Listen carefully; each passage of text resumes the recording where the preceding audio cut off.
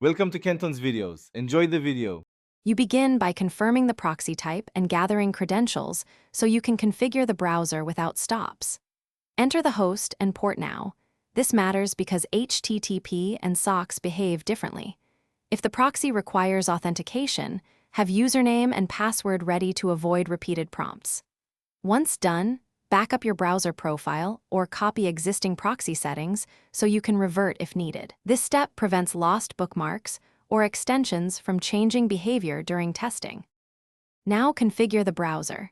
Access network or proxy preferences and choose manual proxy configuration so you control requests. Enter the host and port, pick the correct protocol. Use SOCKS 5 for tunnels and HTTP for standard proxies, and toggle authentication if your proxy needs credentials. Make sure to apply settings and restart the browser if necessary.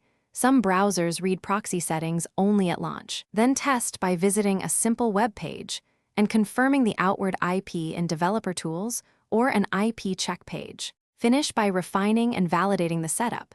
Use extensions or system-level proxies for per-site routing and confirm DNS is not leaking through your original connection. If things fail, clear the browser cache, disable extensions that intercept traffic, and try a different port or protocol. Make sure firewalls or corporate networks aren't blocking the proxy host.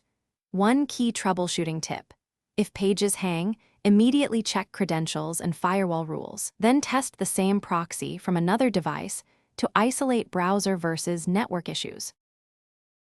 Thanks for watching. Consider subscribing if we helped you.